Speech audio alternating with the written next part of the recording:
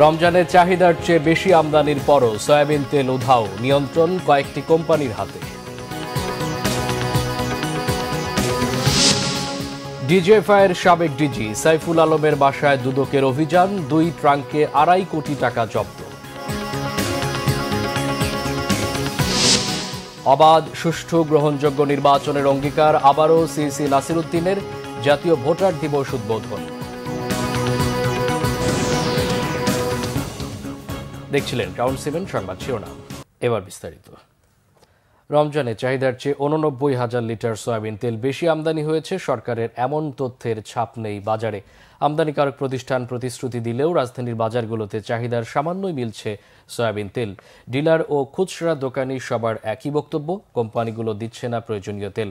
বিশ্লেষকরা বলছেন, সয়াবিন তেলের বাজার নিয়ন্ত্রণ করছে কর্পোরেট প্রতিষ্ঠানগুলো।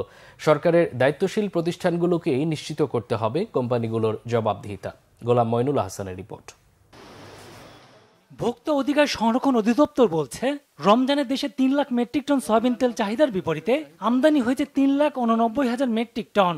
গত 27 ফেব্রুয়ারি সংবাদ সম্মেলনে এমন তথ্য দেওয়া হয়। রমজান মাসে ভোজ্য তেলের চাহিদাও 3 লক্ষ টনের মতো, যার মধ্যে 3,89,000 টনের মতো আমদানি হয়েছে। এর আগে গত 16 ফেব্রুয়ারি ভোক্তা অধিদপ্তরের অনুষ্ঠানে কর্পোরেট প্রতিষ্ঠানগুলো নিশ্চিত করে 26-27 ফেব্রুয়ারি থেকে বাজার সয়লাভ হবে সয়াবিন তেলে। 26-27 তারিখের থেকে পর্যাপ্ত পরিমাণের মাল এবং রমজানে যা লাগবে তার থেকে বেশি পরিমাণ মাল আসবে। কাজেই ধরে নেওয়া যায় বাজারে এখন পর্যাপ্ত তেল থাকবে, কিন্তু চাহিদা ও যোগানের অর্থনৈতিক সঙ্গে এখন কাজ করছে না বাজারে। দোকানগুলো অনেকটাই তেল শূন্য। ডিলারে তো হয় না, এখন কোম্পানি কয় সাপ্লাই দিতে আছে, সাপ্লাই কোন জায়গায় দিতে আছে এটাই তো বোঝা যায় না। আমরা যতটুকু বুঝতেছি আর কি, মানুষের শুনতেছি যে তেলের দাম বাড়াইলে তেল অ্যাভেলেবেল হয়ে যাবে। ডিলাররা জানান, বারবার চাহিদা জানানো হলেও কোম্পানিগুলো দিচ্ছে না তেল। তারা তো এই কোনো সদুত্তর দিচ্ছে না আমাদেরকে, কোনো সদুত্তর দিচ্ছে আমাদেরকে, বলছে যদি ভালো লাগে নেন, না হলে কোনো কথা নাই। অফিসার আমাদেরকে কথা বলতেছে। বিশ্লেষকরা বলছেন, ভোজ্য তেলের বাজারগুলো এখনো নিয়ন্ত্রণ করছে কয়েকটি প্রতিষ্ঠান। এজন্য সরকারের দায়িত্বশীল প্রতিষ্ঠানগুলোতে আরো দক্ষতার সাথে পরিস্থিতি নিয়ন্ত্রণ করতে হবে। বাজার থেকে প্রায় পণ্য উধাও হয়ে যাওয়া এবং বিশেষত যেই পণ্যগুলো আপনার গুটি কয়েক আমদানিকারক আমদানি করে থাকেন, সেই বিষয়গুলোতে সবসময়ই আমাদের বিশেষ নজর রাখা উচিত। আমাদের যেটা মনে হয় আর কি, সেইটা হলো যে এক্ষেত্রে সরকারের আমার মনে হয় যে বিশেষ নজরটা এই কারণে রাখা উচিত। আমরা অর্থনীতির ভাষায়ও বলি যে যখন গুটি কয়েক বিক্রেতা থাকেন একটা পণ্যের ক্ষেত্রে, তখন এটাকে আমরা বলি অলিগোপলি মার্কেট। তো এই মার্কেট একই সাথে প্রতিযোগিতামূলকভাবেও কাজ করতে পারে, আবার এটা মনোপলি হিসেবেও কাজ করতে পারে। এই প্রতিযোগিতাটাকে ধরে রাখার দায়িত্ব বাজারে যারা রেগুলেটর আছেন, অর্থাৎ সরকারি যে প্রতিষ্ঠানগুলো আছেন, তাদের উপরে বর্তায়। এদিকে নিয়মিত কার্যক্রমের অংশ হিসেবে রবিবারও বাজার তদারকি করছে ভোক্তার টিম। গোলাম মইনুল হাসান, বাংলা ভিশন, ঢাকা। ডিজিএফআইয়ের সাবেক ডিজি সাইফুল আলমের বাসায় অভিযান চালিয়ে নগদ প্রায় 2.5 কোটি টাকা জব্দ করেছে দুর্নীতি দমন কমিশন দুদক। জব্দ করা অর্থ পাঠানো হয়েছে আদালতে। এদিকে 34 কোটি টাকার অবৈধ সম্পদ অর্জনের অভিযোগে দুদকের মামলায় জড়িয়েছেন এইচটি ইমামের ছেলে তানভীর ইমাম। ডিজিএফআইয়ের সাবেক ডিজি সাইফুল আলমের বাসা থেকে উদ্ধার করা 2 ট্রাঙ্ক ভর্তি টাকা আদালতে পাঠিয়েছে দুদক। সংস্থাটির মহাপরিচালক আক্তার হোসেন জানান, বৃহস্পতিবার রাতে ডিজিএফআইয়ের সাবেক ডিজি সাইফুল আলমের বাসায় অন্যান্য সংস্থার সাথে দুদক অভিযান চালিয়ে 2,45 লাখ টাকা উদ্ধার করে। তার বিরুদ্ধে অবৈধ সম্পদের অনুসন্ধান চলমান রয়েছে বলেও জানান তিনি।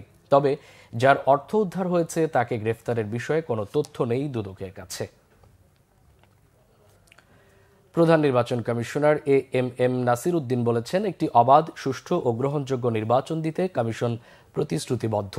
ভোটার দিবস উদ্বোধন করে সিইসি এসব কথা বলেন। 7ম জাতীয় ভোটার দিবস উপলক্ষে রাজধানীর আগারগাঁও নির্বাচন ভবনের সামনে বর্ণাঢ্য শোভাযাত্রার আয়োজন করা হয়। ভোটার দিবসের উদ্বোধন করেন প্রধান নির্বাচন কমিশনার। এর আগে হালনাগাদ চূড়ান্ত ভোটার তালিকা প্রকাশ করা হয়। এখন দেশে মোট ভোটার সংখ্যা 12,37,32,274 জন। এর মাঝে নারী ভোটার 6,03,69,666, পুরুষ ভোটার 6,33,61,615 জন আর হিজরা পরিচয় ভোটার আছেন 994 জন। সিইসি বলেন, জাতিকে একটি গ্রহণযোগ্য নির্বাচন দেওয়ার লক্ষ্যে কাজ করছে কমিশন।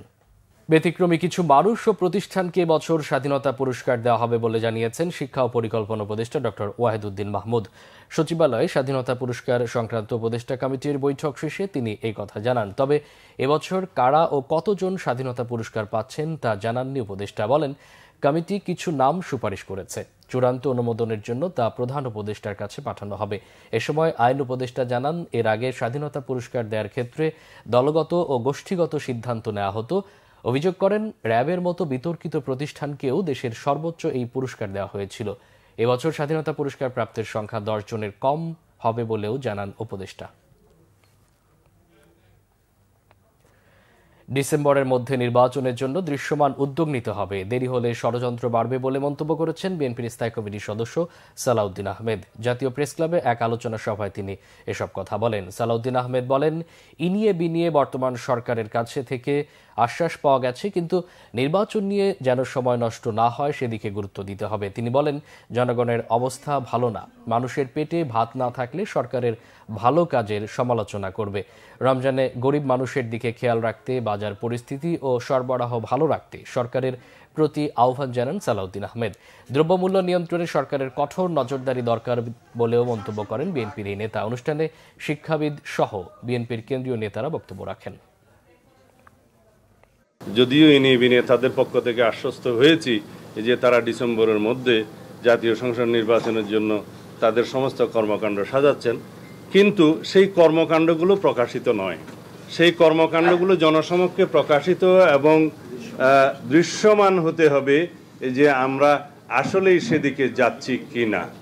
কারণ যত দীর্ঘায়িত হবে এই গণতন্ত্রের উত্তরণের যাত্রাপথটা, তত বেশি বিভিন্ন রকমের অস্থির অবস্থা সৃষ্টির একটা সুযোগ নেবে পতিত স্বৈরাচার এবং তার দোসররা।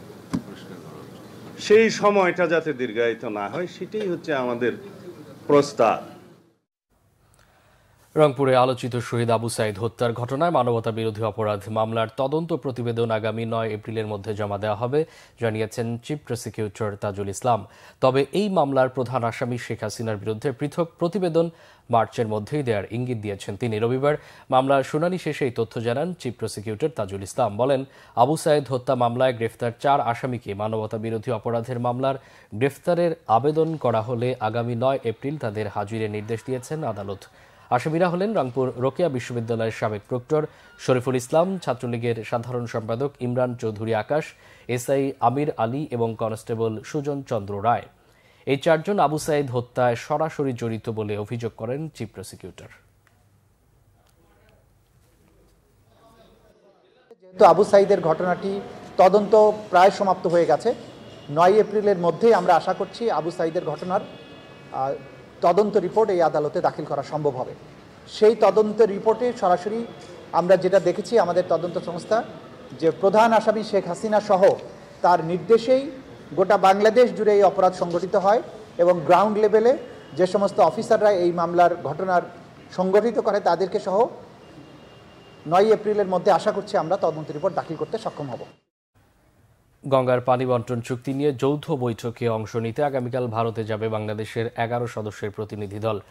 আন্তঃসীমান্ত নদীর পানি বন্টনের জন্য 30 বছর মেয়াদী গঙ্গা চুক্তি নবায়নের বিষয়ে এটি হবে যৌথ কমিটির 86তম বৈঠক। ভারতীয় সংবাদ মাধ্যম দ্য ইন্ডিয়ান এক্সপ্রেসের প্রতিবেদন অনুযায়ী বাংলাদেশের প্রতিনিধি দলের নেতৃত্ব দেবেন যৌথ নদী কমিশনের সদস্য মোহাম্মদ আবুল হোসেন। তারা 3 মার্চ কলকাতায় গিয়ে 2 দিনের বৈঠক শেষে 5 মার্চ দেশে ফিরবেন। সফরকারী প্রতিনিধিদের প্রয়োজনীয় নিরাপত্তা বন্দোবস্ত করার নির্দেশ জানিয়েছে ভারতের কর্তৃপক্ষ। 3 মার্চ বেলা 11:15টায় বাংলাদেশি প্রতিনিধি দল কলকাতা পৌঁছাবে। দুপুরেই রওনা দেবেন ফারাক্কার উদ্দেশ্যে। পরদিন তারা ফারাক্কায় গঙ্গা নদীর তীরবর্তী এলাকা পরিদর্শন শেষে 5 মার্চ কলকাতা ফিরবেন। 2 দেশের মধ্যে 54টি নদী নিয়ে বছরে একবার এ ধরনের বৈঠকের রেওয়াজ রয়েছে। এই ছিল এখনকার মতো। পরবর্তী সংবাদ দেখার জন্য ধন্যবাদ।